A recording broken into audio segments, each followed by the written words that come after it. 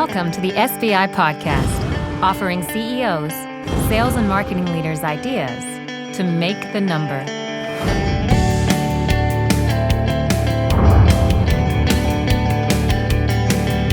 Hello, SBI subscribers. You are watching SBI TV. This is a show intended to discuss sales and marketing best practices for viewers just like you, executives trying to grow their revenues.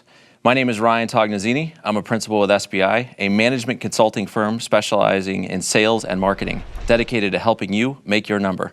With me today is our co-founder and CEO, Mr. Greg Alexander. How you doing today, Greg? You know, every time I'm on TV with you, I feel terrible. You know why? Look how good you look and look how bad I look. Last time we were on a show together, my mother says to me, Gregory, you have a face for radio. All right. I'm especially excited to be co-hosting today's show because this is a very special episode of SBI TV. On our show today, we're going to reveal to you the top 10 companies to sell for in 2016. This is a culmination of a months-long process to determine who exactly are the best companies to sell for this year. So before we dive in, let me first explain why we actually did this. So first off, and perhaps most importantly, these are great sales and marketing organizations. Their efforts deserve some recognition. SBI has over 100,000 subscribers to our media platform, and we, along with you, eat, sleep, and breathe sales effectiveness.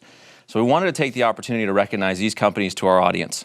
Secondly, if you're the CEO, the sales or marketing leader, or someone in products or HR, you know how hard it is to attract and retain great sales talent. If you're a leader watching today's show, you're going to be especially interested because we'll reveal specific examples of what made each of our winners top 10 companies. And our hope is that this episode gives you some ideas on things you might want to start doing in order to bring great sales talent to your organization. Or maybe you're doing them and you're just not marketing yourself well enough to candidates, and some of these ideas will help you. And finally, if you're somebody who sells for a living, you might want to pay attention to today's show. We're going to give you 10 companies you might want to put on your hit list if you're in the market or thinking about looking for a new opportunity. These are companies that hire great talent and set them up for success. So on today's show, we're going to share with you some of the unique attributes that landed these 10 companies on our list this year. And if you'd like to know how we determine this year's list, subscribe to our magazine at salesbenchmarkindex.com/SBI magazine. So the cover story of our Q1 edition this year will profile all 10 of today's winners. All right, without further ado, let's get to it. You ready? I was born ready. Let's do this. Okay, so our format today is a countdown, so you can call me Casey Kasem. We're going to take this from number 10 to number 1. So let's get started with the first winner on our list, number 10, and that is Cypress Semiconductor. So for those of you at home, Cypress is a $1.4 billion semiconductor company headquartered in San Jose, California. Their executive vice president of worldwide sales is a gentleman by the name of Mike Balow, who Greg interviewed on our podcast back in May of last year. And one of the great things about Mike is how he thinks about sales talent. So let's take a listen to this short clip from the podcast before we dive in. So, I look for people that are very similar to the way I think, but not exactly the way I think. I don't want, another miniature me necessarily, because I want to also bring in talent that can bring other processes, other ways of doing business into the organization, because I think it's important that as an organization, you've got to continue to evolve and grow. Otherwise, it gets very stagnant. So, Greg, what is it about Mike's take on talent that lands him on the list this year at number 10? Before I answer that question, one thing I love about Mike is we went and told him, congratulated him that he made this list. And he's so humble. He looked at me and said, you must have had the wrong criteria. The guy's hilarious. The other thing about Mike that I like is that he's been a client of ours in multiple spots. And in previous companies, although he was a great leader, he didn't work for a great company to sell for. And I'm excited for Cypress because they now have a great sales leader and a great company to sell for. But what makes them great, what made them make the list this year, is they have an incredible product team. Now, you might be saying to yourself, what's that got to do with a company and that makes them great to sell for, and how'd they make this list? I've seen a lot of average salespeople put up incredible numbers because they got a great product. This organization really knows how to bring great products to market. And what does that mean for a salesperson? It means telephone calls get returned. emails get responded to, and it means you can have deep, meaningful relationships with your customers. So that was really the distinguishing characteristic for them. It's easy to sell for them, which makes it a great company to sell for because they got a great product team. Yeah, and you're bang on about Mike. I've known him for a few years, and he is one of the more humble guys you'll meet. He really is. All right, so let's continue on with our countdown, and we'll look at number 9 on the list of best companies to sell for in 2016. And here we find a company, Infusionsoft, which is an all-in-one SaaS software system that provides marketing automation, CRM, and e-commerce for small businesses. Infusionsoft is based in Chandler, Arizona, and employs over 600 people, and they're just north of $100 million in revenues. So Greg, what were some of the things that qualified Infusionsoft for being number 9 on our list this year? I actually almost didn't put him on the list because Aaron Stead, who's the head of sales over there, unlike Mike Balo, who was humble to say, geez, I can't believe I made that list, Aaron's going to say, how come I'm not number 1? Yeah. That's what's going to happen. So here's what makes them a great company to sell for. So they have a President's Club. Most companies do. President's Club is a reward trip that says we're going to take our top producers to some exotic location, make sure they understand how much we appreciate them and reward their outstanding performance. So at this company, way more reps make President's Club than in most companies. And the reason for that is that they provide an extraordinary amount of sales support. For example, they have a customer-centric sales process. They have great territories. They have fair quotas. They have a very competitive compensation plan. So all of the kind of conditions that one would need to be successful and make President's Club exist at Infusionsoft with more kind of vigor and discipline than we see in lots of other companies. Yeah, and I've spent a lot of time in their inside sales center. And for those of you wondering what good looks like, I mean, there's a buzz in that place like no other. So it's fun to be there. Yeah. Everybody's winning. Yeah, and they got trophies all over the place and people celebrating and clapping when someone sells a deal. So if you're aspiring to get some energy to your inside sales center, you should look Aaron up. All right, coming in at number 8, we have PGI, the world's largest dedicated provider of collaboration software and services. PGI is located in Atlanta, Georgia, with approximately 450 sales reps and about $558 million in revenues. In today's selling environment, allowing sales organizations the ability to better collaborate with their customers provides a great advantage to an increasingly virtual sales world. So Greg, other than being a tool that enables reps to collaborate with, with their customers and their prospects, et cetera, what are some things about PGI that you really enjoyed when you took a look at them? So the thing to put them on the list is that their leader, Scott Tapp, did a very brave thing. And that is, here was a company that was growing a lot. They were a public company, and they just went private. The problem that they had was they had too many salespeople, which meant there wasn't enough opportunity to call on. So he had the courage to constantly prune the organizational chart and make sure that if you're an A-player sales rep there, you always have enough opportunity to call on because there's not thousands and thousands of sales reps, and your territory went from this big to this big. So that's what got them on the list. Plenty of opportunity for the sales team to call on. Yeah, and contrast that with some other growth companies where you're right, the A player all of a sudden has, nobody to call on, and his territory is a block long. I mean, my territory went from a rich territory to, you got to be kidding me, I got 3 accounts to call on. Yeah. And at PGI, they went the other way. Outstanding. All right, so we're going to take a short break and catch our breath, and when we return, we'll pick up our countdown at number 7. So stay tuned for these words.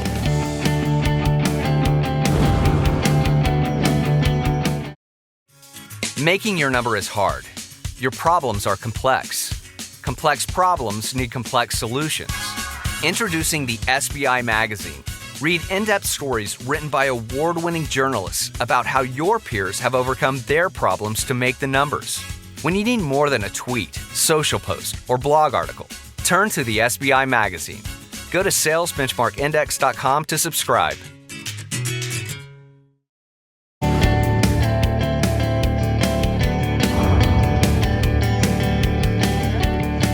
Welcome back to this very special episode of SBI TV. Today we are counting down the top 10 companies to sell for in 2016. In our first segment, we covered companies 10 through 8. And in this segment, we're going to pick it up with number 7, which is LegalZoom. LegalZoom is an online service whose mission is to democratize law. Based in Glendale, California, their founding vision was for an easy-to-use online service that helped people create their own legal documents. And back in December, Greg, you had a chance to sit down with Laura Goldberg, who's LegalZoom's CMO. Let's take a quick listen to a brief segment from Laura's podcast where she describes a buyer segmentation exercise they conducted that didn't quite turn out how they thought it was going to. We're going to hear from Laura about how to target an audience, develop content, and handle the creative. So Laura, how do you handle targeting? So we have spent a lot of time, energy, and money thinking about who our customer was. We actually did, towards the middle of last year, a segmentation study to see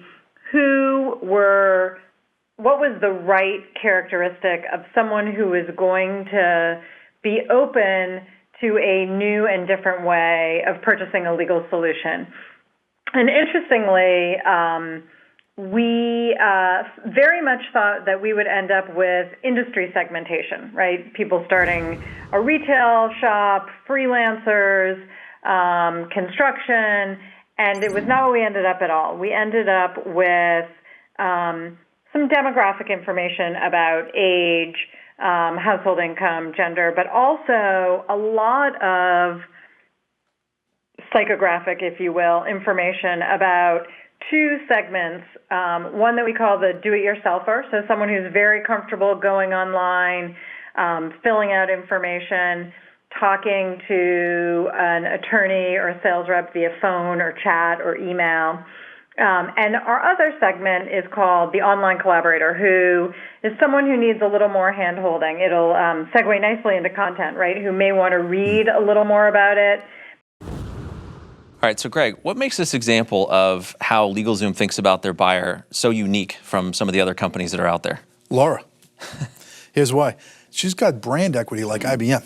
I mean, you could ask anybody in the street who LegalZoom is and they know. So if you're a salesperson slugging it out, trying to get a deal, you have brand preference.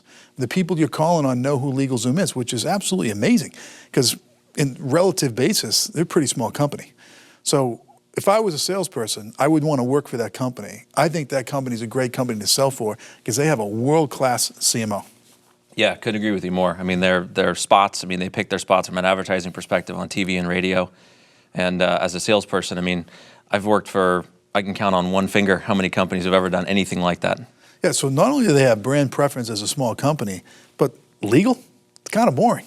So they made the boring interesting to where slugs like us actually know about LegalZoom. And the concept of democratize the law, that's a winning brand promise. Let's face it, normally you hear law, attorneys, it's not necessarily something that you're interested in. So when you put the word democratize in front of it, it's such a great brand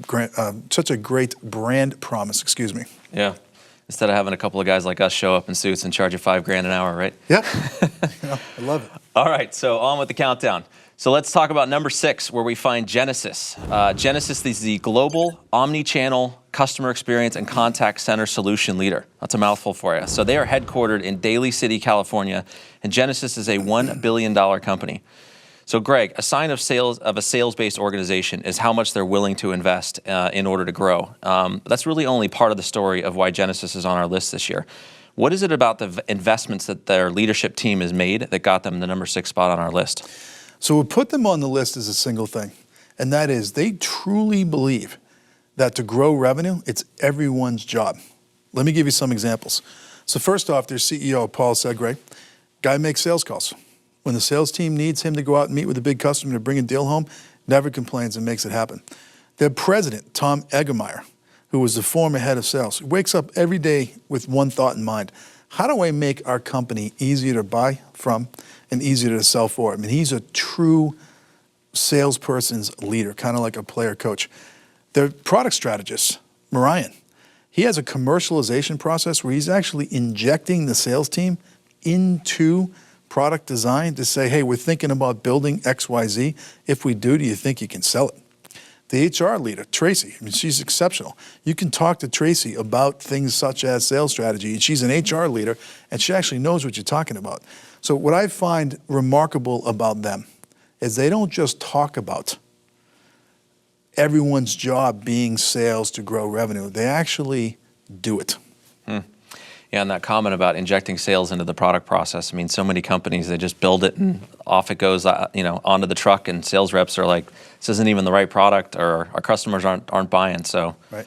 Great point. Yep. All right, so let's move on. We are officially in the top 5, so hang on to your seats, people. Our number 5 top organization to sell for was Selling Power Magazine's #1 company to sell for in 2014.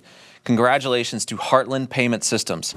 Heartland is a $2 billion plus organization that provides payment processing, payroll, and several other solutions to businesses. They're headquartered in Princeton, New Jersey, and Heartland prides themselves on providing their customers with what Bob Carr, their CEO, calls solutions in a fair, honest, and transparent manner. Heartland has approximately 1,500 sales reps in its organization, and it's growing every single day. And they're led by Chief Sales Officer Tony Caposilli. And at just 35 years old, Tony is one of the youngest sales leaders in the Fortune 1000. Back in September of last year, Tony stopped by the SBI TV show to talk with you a little bit about sales talent.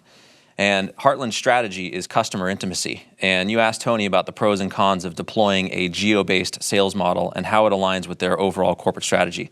So let's take a listen to that clip right now.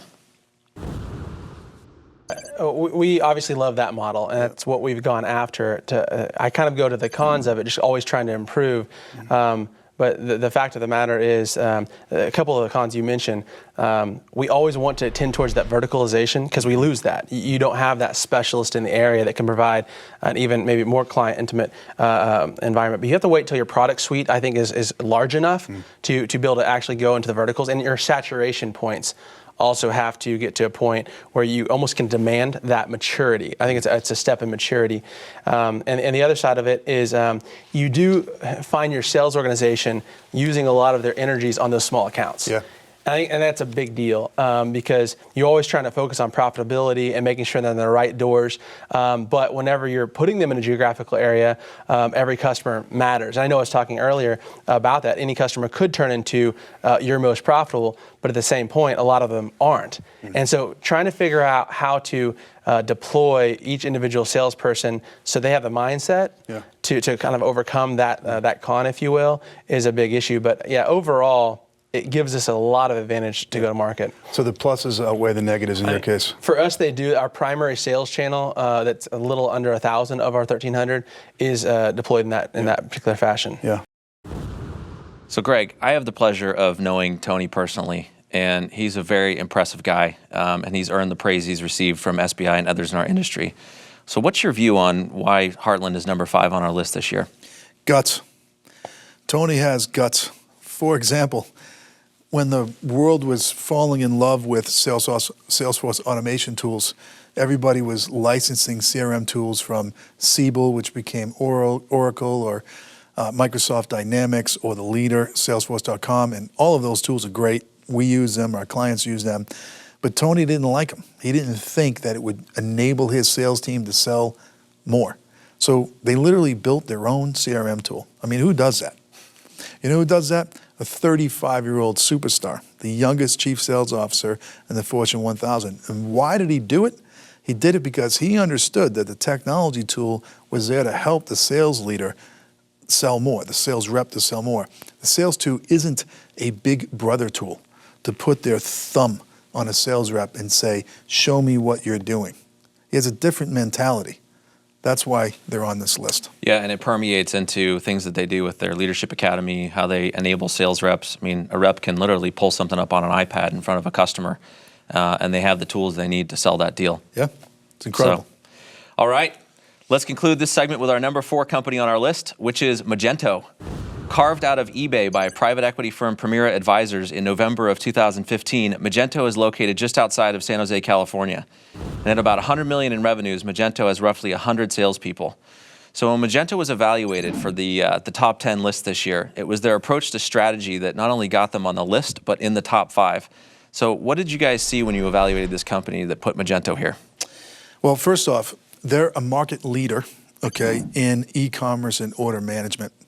They have 250,000 customers across the globe, in a market that's about $5 billion in total size, growing at 12% per year. And depending on the geo, they have 20 to 50% market share. So they're literally lapping their competitors. Here's what I thought was fascinating about them. They understand the difference between strategy and execution. Strategy is doing the right things. Execution is doing things right. For example, they understand that they really are in 3 markets, and they approach these 3 markets differently. This is an example of doing the right things.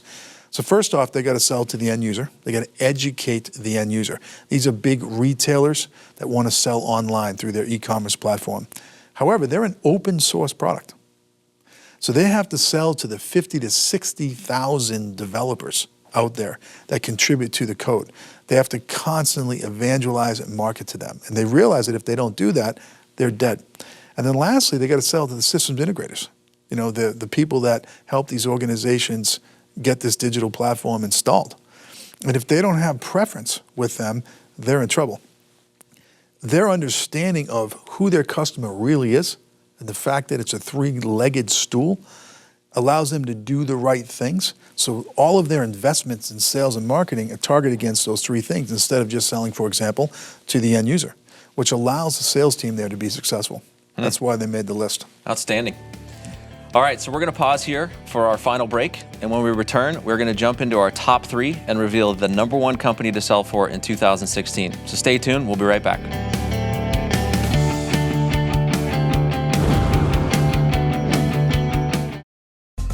Each day, you receive hundreds of emails, tons of text messages, countless telephone calls, and sit in too many meetings. How do you find ideas to make the number with all this noise? The SBI blog filters all this nonsense for you and presents only first-rate ideas to make the number. Simplify your life. Subscribe to one blog and read the best content. Go to salesbenchmarkindex.com and subscribe today.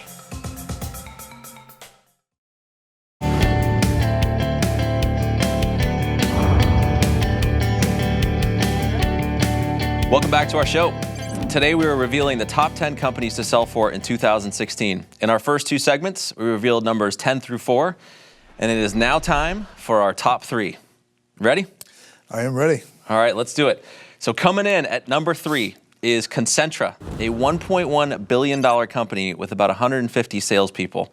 They're headquartered just outside of Dallas, Texas, and Concentra provides occupational medicine, urgent care, physical therapy, and wellness services for more than 300 medical centers in 38 states. In January, we had John Delormier, the EVP of Worldwide Sales and Marketing on the SBI podcast. One of the things John talked about was so interesting is a challenge that plagues many organizations when it comes to launching new products. Let's listen in. Making sure that the organization is behind whatever the solution is that you're bringing into the market, and of course, does it fit with True North? And from what we talked about earlier in the session, the idea of actually putting down on True North once you establish that corporate direction, that corporate strategy, all the products then start to make sense from what you want to bring to market. So I know I don't think that was that interesting, but Greg, I think what really gets interesting to me is taking that product and then how do you get it into market and how you do that quickly and how you do that with some compelling messages. So Greg, there are a couple things that put Concentra in our top 3, and one of these is how they launch new products. So let's start by talking a little bit about how they solve for the broken links that John spoke about in this clip. Yeah, so what I love about what they're doing is they understand the revenue and profit potential all the way down to the account level, which is pretty amazing. Most organizations understand market potential at the market level, or maybe at the industry vertical level, or maybe at the product line level. They take it all the way down to the account. Why? Well, what's the unit of measure for a salesperson, which is what we're talking about today? The account, which then rolls up into a territory. So they know, based on sophisticated analysis that they've done, exactly what the revenue potential is per account. Now, why does that make them a great company to sell for? I mean, you might say, who cares? I now can say to a salesperson, focus on these accounts. Don't focus on those accounts. Oh, by the way, here's your quota. And the quota has some semblance of reality because I've done the math. And I've said, there's a potential in your territory. I think you can capture X% share this year. Here's the reason why. Here's the resources that I'm giving you to make it happen.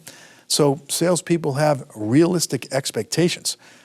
If we built a list of the top 10 companies not to sell for, they would all have one thing in common: crazy quotas. At Concentra, the numbers are real.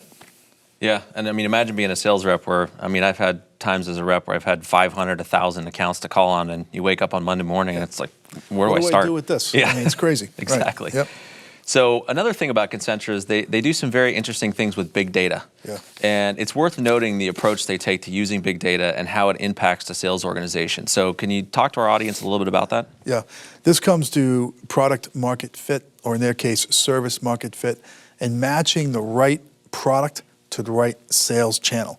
So for example, I mean, hypothetically, let's say I'm a sales rep, and an enterprise sales rep, and I'm carrying a $2 million quota. Am I going to care about a $5,000, $10,000, $15,000 service line or product line? No. I mean, I'd have to sell a gazillion of them just to hit the number, so I'm going to ignore it. So what Concentra has done, which is great, is they said, hey, this is our portfolio of services.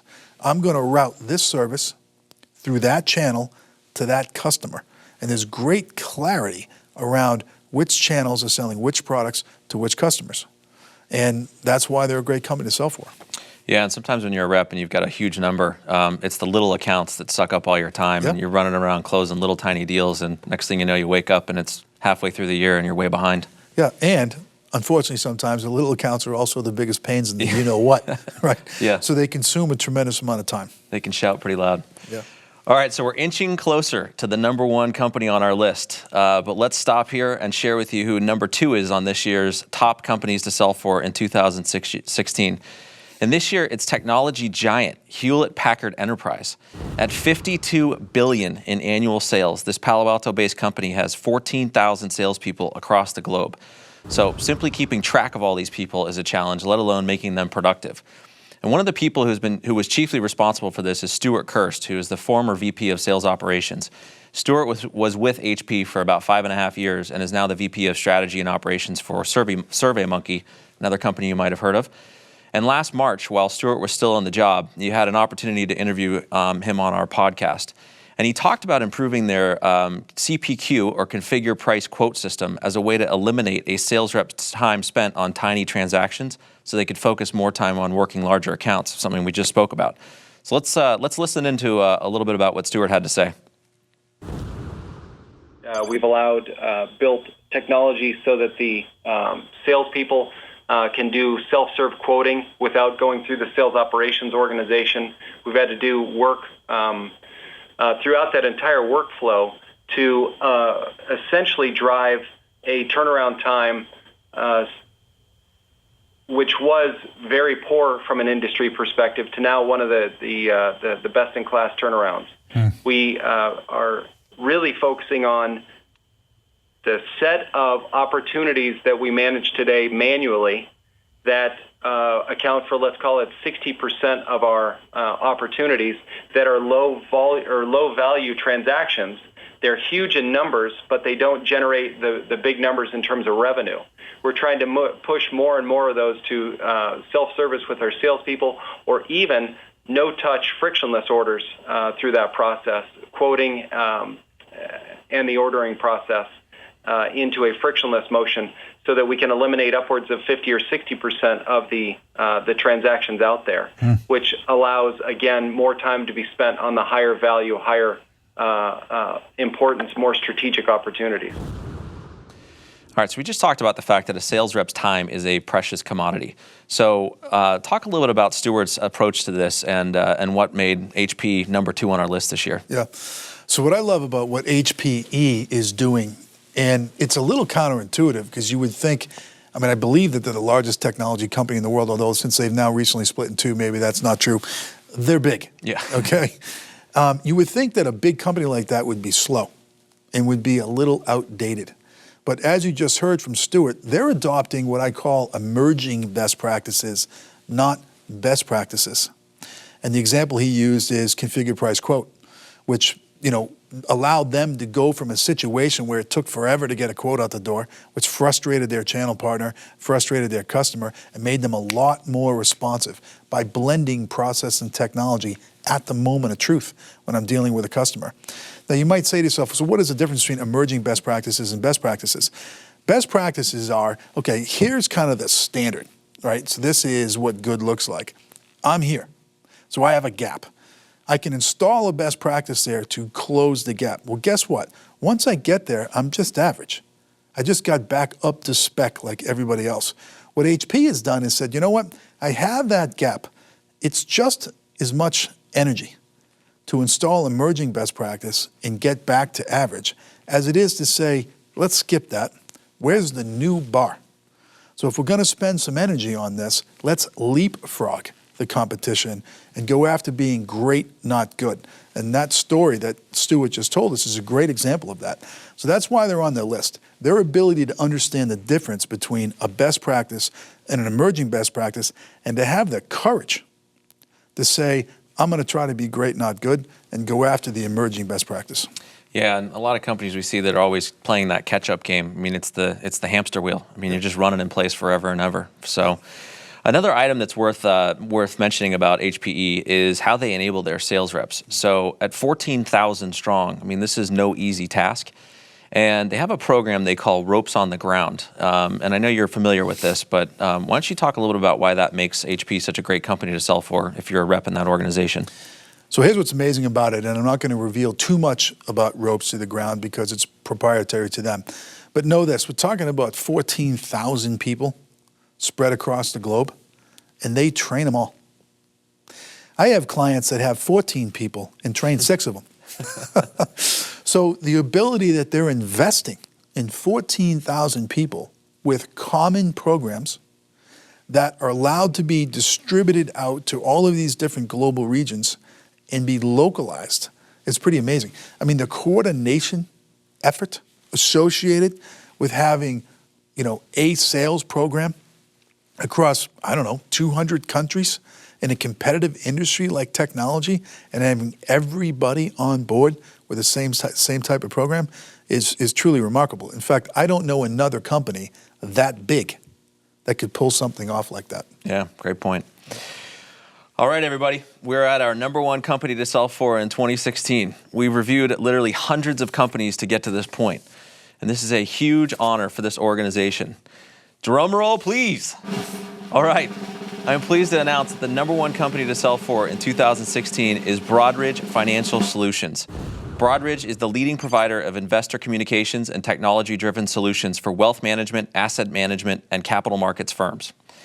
So they're located in Lake Success, New York, which is a great location for our #1 company, by the way. And they've got about 250 salespeople and generate about $2.8 billion in annual sales. They process over 5 trillion with a T in fixed income and equity trades daily and have a 98% customer retention rate, which is off the charts. And Broadridge's president of global sales, a gentleman by the name of Chris Perry, joined Greg last July on our SPI TV show, and he was here to discuss strategic alignment across functional groups like product, marketing, and sales. So let's hear from Chris briefly on what he calls the continuum of strategic alignment and what happens when this is out of whack. And the continuum is the critical nature by which product people really can't sell. Yeah. And salespeople can't write code. Right. And so Let's you need to continue. Yeah, that's true, exactly. And if they could, they would. We know that. To get that sale and to make that number, they do it all night long. But that's not how it works. Yeah. So when you get a powerful team. Now, I will also say, on the contrary, I've been a part of a number of very, very ill-aligned teams. And the dysfunctional dimensions that come out of that are consuming of people's energy, and they take the capacity of the organization way down in its ability to achieve goals. Yeah. All right, so Greg, we've produced a lot of best practices around strategic alignment, and this is a hard thing to do. It takes strategic thinking and discipline to ensure that it actually gets executed. So how come Broadridge got so good at this? Yeah, it comes down to leadership, and 2 leaders in particular. So their CEO, Richard Daly, is truly a great CEO. And because he's so good at his job, he allows his sales leader, Chris Perry, to be great at his job. So what do I mean by that? So Richard has a very well-developed corporate strategy. So what is that? He's a very clear mission. He knows what the aspiration of that company is, why they exist. He has a great vision of the future, where he wants to take the company. He has established values that people understand and live by. They have a compelling brand promise to their target customers, and that's why they're a leader. And their brand promise is believable. Their customers believe in what they do. They have very clear objectives, short-term, intermediate, and long-term. They have a very clear understanding of who their core markets are, where they're going to compete, where they're not going to compete. They know what their competitive advantage is, and they know how to use that competitive advantage effectively against their competitors. If you just think about what I just rattled off there, that's remarkable.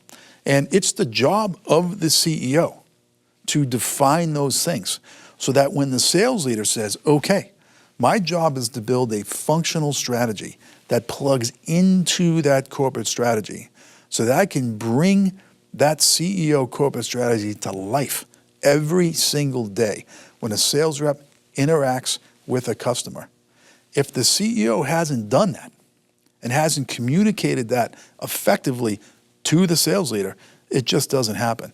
And unfortunately, which is almost crazy to say, but there's CEOs out there that haven't done that. Or if they have done it, they haven't taken the time to sit down with the sales leader and explain it to him or her in such a way where they can do something with it. Now, let me flip it over to the other side. So here at Broadridge, we have a great CEO, okay? We also have what I believe to be one of the world's great sales leaders in Chris Perry. And by the way, Chris does a lot more than just sales. But today we're talking about the top 10 companies to sell for in 2016, so I'm going to isolate that. So Chris then has to design his sales strategy, okay, with the input from the CEO. So he's got to thinking about, okay, so those are the objectives spelled out in the corporate strategy. How do I take something like an annual revenue goal or profit target discussed at a board level and cascade that down to a sales plan? For example, I'm a sales rep in Timbuktu and I got a $3.3 million quota. Well, where'd that come from? That came from cascading that goal all the way down to an individual sales rep. Chris puts infrastructure in place that allows his team to be successful. He's balancing through sales headcount the proper dimensions between, or the proper equilibrium point between market demand and sales capacity. He invests heavily in training his sales team so they understand the value proposition, the positioning statements, everything they need to know about the customers. He's over the top when it comes to making sure that there's high client satisfaction so the account management team can have a very low churn number, can do really well with cross-sell and upsell. So it's remarkable how fantastic Chris is as a sales leader and how well thought out his sales strategy is. It's even more remarkable when you understand how that happened, which was this unique collaboration between these two senior executives from a major company, Richard Daly, the CEO of this great company, and Chris Perry, the head of sales for this great company. Yeah, and the term he used, continuum, I mean, I think says it all. And you look at their 98% retention rate, and I mean, if you're questioning whether or not it's working, you know, companies that aren't doing well don't have a 98% customer retention rate. Yeah. So, so you've had a lot of experience with this subject. So if I'm an executive watching this at home, and you just rattled off a number of things that to take away, but what should I be thinking about in terms of Broadridge's success with strategic alignment? Well, I'll try to unpack that in a number of ways. Okay, so first, let me speak directly to the CEO, okay? So if you're a CEO and your company is not on this list, you got a problem. Let me tell you why. We went from an unemployment rate of 10% to an unemployment rate of 5%. The power has shifted away from you, the CEO, the hiring company, to the job candidate. And if you're an A-talent salesperson and you can back it up with a long history of performance, I'm not going to work for you unless you're a great company to sell for, period. So I would encourage CEOs in terms of takeaway value, which is what you asked me about, is to read this article, dissect these two companies, pick up our playbook, How to Make Your Number in 2016, which details out over 224 pages the revenue growth methodology. Put your team through the paces and objectively ask yourself the question, am I a great company to sell for? So that's what I would do if I was a CEO. Okay, next, if I was a head of sales, I'd ask myself a different question. And that question is, if I was a rep, would I work for me? That would be the question. And there you're challenging yourself around your leadership ability. Am I just a guy or a gal who gets everything done by working 80 hours a week? Do I really have a sales strategy, or do I have a bunch of tactics masquerading as a sales strategy? Do I play nice in the sandbox?